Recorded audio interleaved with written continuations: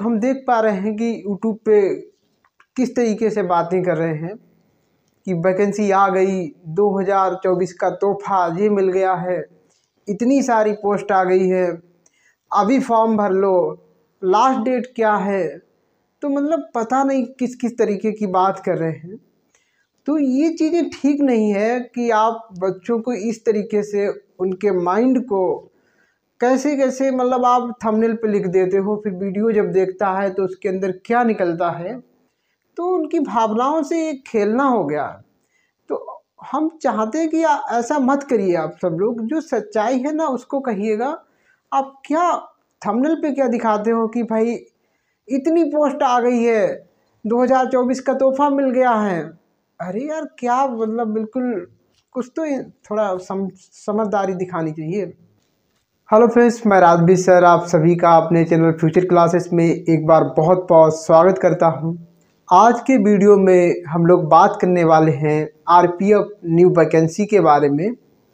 क्या वैकेंसी वास्तव में आई है या नहीं आई है, तो वो सारी बात हम लोग इस वीडियो में करने वाले हैं।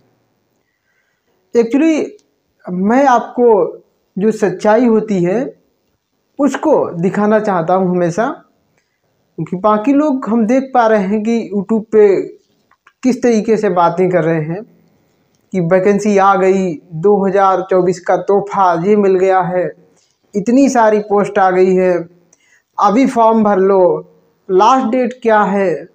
तो मतलब पता नहीं किस किस तरीके की बात कर रहे हैं।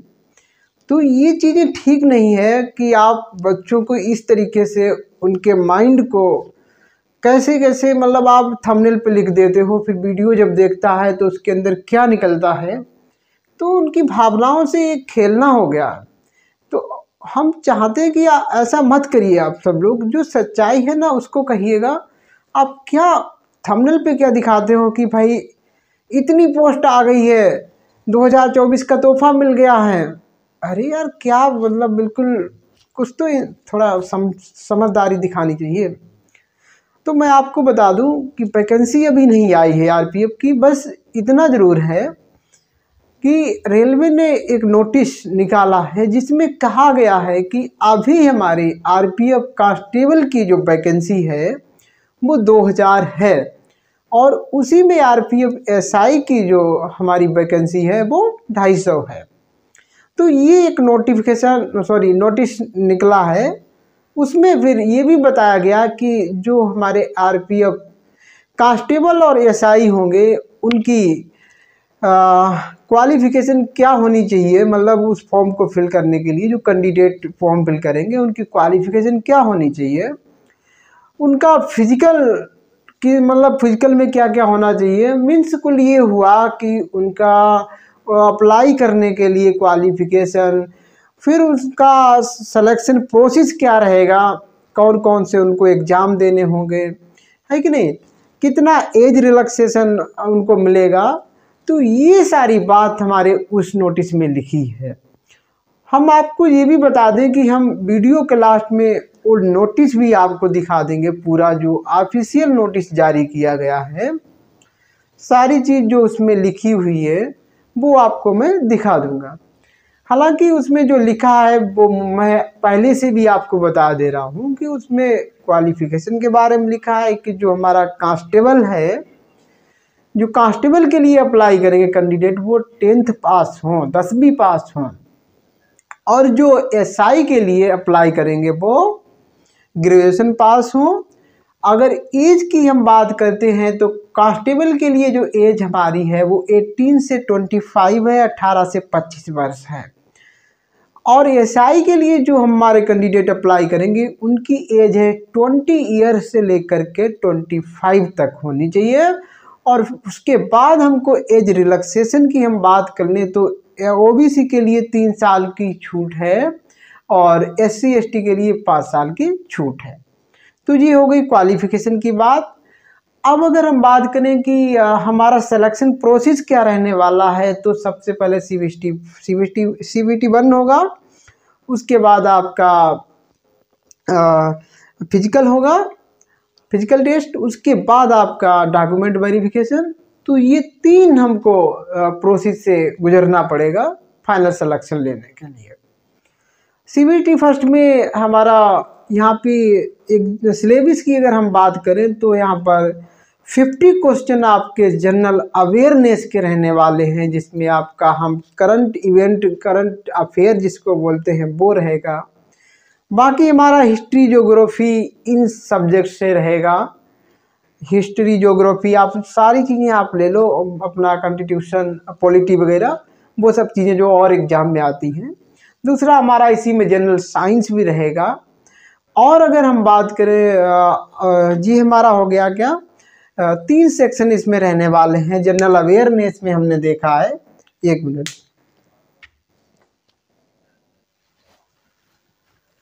तो मैंने कहा कि जनरल अवेयरनेस के आपके क्वेश्चन रहेंगे 50, मैथ के 35 और आपकी रीजनिंग के 35 70 हो गया और 50 हमारा जनरल अवेयरनेस, तो कुल मिलाकर के 120 क्वेश्चन रहेंगे। चाहे हम RPF SI के लिए बात कर लें, चाहे हम RPF कांस्टेबल के लिए बात कर लें, तो ये हमारे सिलेबस की बात रही। अब टॉपिक वाइज जो सिलेबस है वो हम अभी जो नोटिस आया है उसको लगाऊंगा, तो वहाँ पे आप चेक कर लेंगे। टाइम कितना मिलने वाला है, 120 क्वेश्चन में हमको टाइम मिलने वाला है 90 मिनट, जिसको हम 1.5 घंटा कह सकते हैं। ठीक है, अब यहाँ पर हमें रनिंग कितना करना पड़ेगा, तो हमारे जो भी मेल कैंडिडेट हैं उनको 1600 मीटर की दौड़ लगानी पड़ेगी।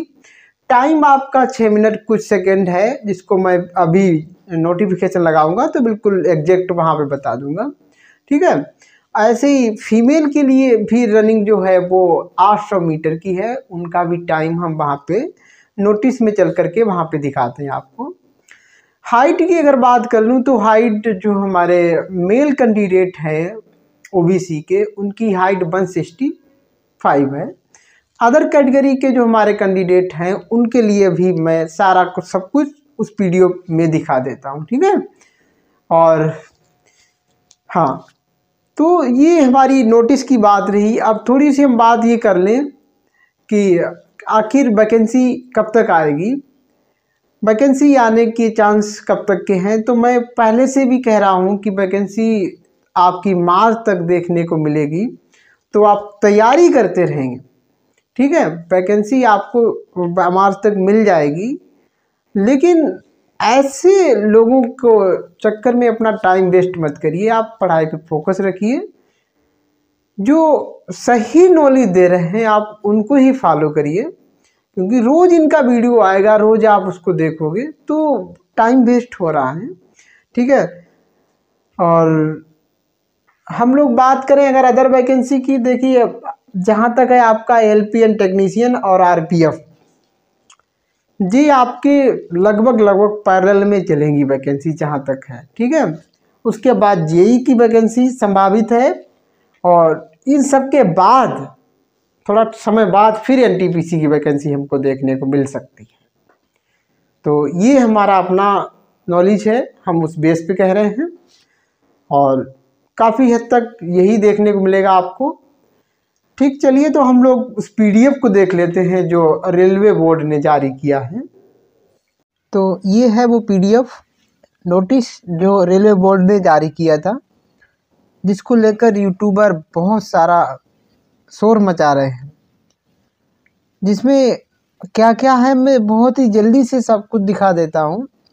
अगर आपको ज़रूरत लगे तो वीडियो को रोक करके वो चीज़ आप देख सकते हैं। ठीक है, क्योंकि मैं ऑलरेडी सब चीज़ बता ही चुका हूँ पहले से ही, तो थोड़ा जल्दी से बता दूंगा, वीडियो आपका लंबा हो जाएगा नहीं। चलिए देखते हैं हम लोग आगे। ठीक है, ये यहाँ पे देखिएगा, please find include here with a copy of directive number 65 issued by the DG RPF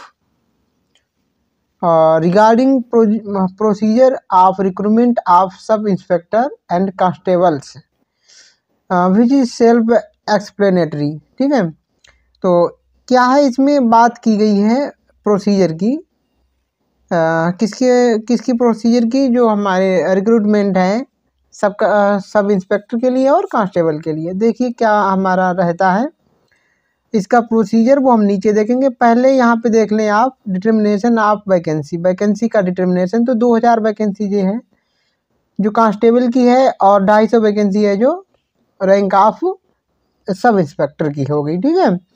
तो ये टोटल वैकेंसी की बात हो गई। रिक्रूटमेंट प्रोसेस की बात हमने बताई थी कि आपका फेज फर्स्ट होगा, सीबीटी फर्स्ट हो जाएगा, सीबीटी हो जाएगा, सीबीटी फर्स्ट ना बोलें उसको क्योंकि वो तो एक ही होगा ना, तो सीबीटी रहेगा। उसके बाद आप फिजिकल एफिशिएंसी टेस्ट, इसको पीएटी बोलते हैं, फिजिकल मीजरमेंट टेस्ट, ठीक है। मीजरमेंट में आपकी लंबाई वगैरह, वो हाई जंप, लॉन्ग जंप, ठीक है। और फेज 3 में क्या है, आप डॉक्यूमेंट वेरिफिकेशन रहेगा। ये 3 आपके फेज होंगे। और हम लोग आगे चलते हैं, जो आपके काम की चीज़ है वो मैं बता दे रहा हूँ। हाँ, यहाँ पे आप देखें कि जो एज की बात हमने कही थी आपसे, तो वो एज आप देख लें, ठीक है। एसआई के लिए 20 और 25 हमारा जो है मैक्सिमम रहेगा। नीचे कांस्टेबल के लिए है जो क्वालिफिकेशन की बात, जो हम आपको पहले से बता चुके हैं। तो ठीक है, कोई डाउट नहीं होगा इन चीज़ों में। एज रिलैक्सेशन की बात भी हम आप बता चुके थे, SC ST के लिए 5 साल और OBC के लिए 3 साल, ठीक है। चलिए, उसके बाद भी अगर कोई है candidate who had ordinary been domiciled in the union territory Jammu Kashmir Ladakh, ठीक है, इन पीरियड आप इतना, तो उसके 10 साल, 5 साल 10 साल की छूट मिल जाएगी। OBC के लिए नहीं, OBC के लिए 8 साल की है, और SC ST के लिए 10, और EWS के लिए 5 साल की, UR के लिए 5 साल की। वो आप देख लें, अगर उसमें कुछ समझना चाहते हैं कुछ, तो नहीं समझ में आता है तो कमेंट कर दें। यहाँ पे हम लोग देख लें, यहाँ पे हाइट वगैरह की बात। हाइट हमारी मेल के लिए OBC में 165 रहेगी, फीमेल के लिए 157 रहेगी, 157 रहेगी। और आपका जो चेस्ट रहेगा बिना फुलाए हुए 80, और फुलाने पर 85 85 रहेगा। यानी कि 5 का एक्सपेंशन, 5 का फुलाव बहुत ज़रूरी है आपके लिए, तभी आपका काम चलेगा। उसके बाद SC ST की बात कर ले तो हमारी 160 हाइट रहेगी, और फीमेल की बात करें SC ST में तो 152 152, और इनका जो चेस्ट रहना चाहिए बिना फुलाए वो 76.2 है, 76.2।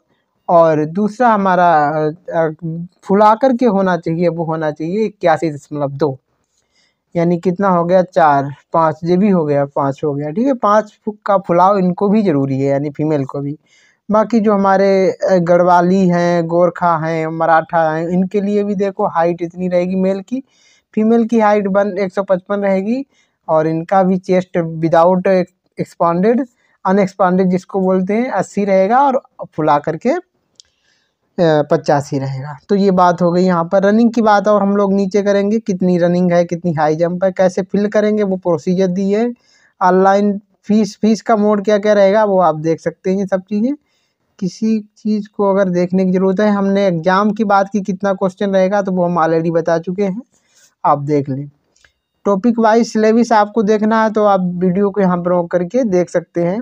इंग्लिश में अगर प्रॉब्लम आ रही तो मैं हिंदी का भी PDF आपको प्रोवाइड कर दूंगा, अगर आप कमेंट करते हैं तो, ठीक है।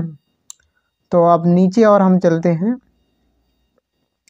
फिजिकल टेस्ट और फिजिकल मेजरमेंट। अब देखिए यहाँ पे आ गए हम लोग, ये चीज़ आप समझ लीजिएगा। 1600 मीटर, देखो सब इंस्पेक्टर की बात अभी कर रहे हैं। 1600 मीटर रेस है, वो आपकी 6 मिनट और 30 सेकेंड, 6.5 मिनट की है, ठीक है। लॉन्ग जंप है, कितनी है, 12 फीट की है, और हाई जंप है 3 फीट 9 इंच के लिए, 9 इंच की है। और ये हमारी मेल कैंडिडेट है। फीमेल कैंडिडेट की बात करें सब इंस्पेक्टर में ही, तो 800 मीटर की दौड़ इनको पूरी करनी पड़ेगी 4 मिनट में। लॉन्ग जंप है 9 फीट की, और इनकी जो है हाई जंप है 3 फीट की। यहाँ तक बात समझ गए। कांस्टेबल में देख लें हम लोग, मेल के लिए 1600 मीटर की अब जो रेस है वो 5 मिनट 45 सेकेंड में पूरी करनी है कांस्टेबल के लिए, क्योंकि SI के लिए ज़्यादा टाइम था, तो ये आप ध्यान रखें। अच्छा, उसके बाद इनको जो लॉन्ग जंप है वो भी ज़्यादा है, 14 फीट है, और हाई जंप भी ज़्यादा है, 4 फीट की है, ठीक है। और इसी में कांस्टेबल में ही फीमेल के लिए हम देखें कि 800 मीटर की जो दौड़ है वो 3 मिनट और 40 सेकंड में पूरी करनी है। लॉन्ग जंप है वो इनकी 9 फीट है और हाई जंप है वो 3 फीट है। तो ये सारी चीज़ें हो गई लगभग, अब कुछ बचा नहीं है इस नोटिस में, ठीक है। डॉक्यूमेंट वेरिफिकेशन में क्या क्या कागज़ आपको ले जाने पड़ेंगे वो यहाँ पे दिया गया है, ठीक है। तो ये हमारा रहा जी क्वालिफाइंग मार्क, और यहाँ पे दिए हैं कि ओबीसी के लिए 42 मार्क लाने पड़ेंगे आउट ऑफ 120 में से, SC/ST के लिए, SC/ST के लिए कितना 36 है। और ये तो मिनिमम मार्क हैं, इन मार्क से सिलेक्शन आप क्वालिफाई कर जाओ वो ज़रूरी नहीं है, ठीक है। ये तो ऐसे मिनिमम मार्क दिए होते हैं, कट ऑफ से मतलब होता है मेन तो। चलिए, ये वही चीज़ है। तो ये था हमारा नोटिफिकेशन। और भी कुछ देखना चाहते हैं नीचे तो मैं और इसको स्क्रॉल डाउन करे दे रहा हूँ, आप इसको देख सकते हैं। तो देख लिया आप सभी लोगों ने, ये था हमारा ऑफिशियल नोटिस। और वीडियो अगर आपको अच्छा लगा हो, कुछ जानकारी मिली हो तो आप लाइक कर दें, दोस्तों में भी शेयर कर दिया करें, जिससे उनको भी कोई अच्छी जानकारी मिल सके, उनकी भी हेल्प हो सके जिनको आप चाहते हैं। और हमारे चैनल पे नए हैं तो चैनल को सब्सक्राइब कर लें। हम लोग मिलते हैं एक ऐसी जानकारी के साथ, तब तक के लिए बाय बाय।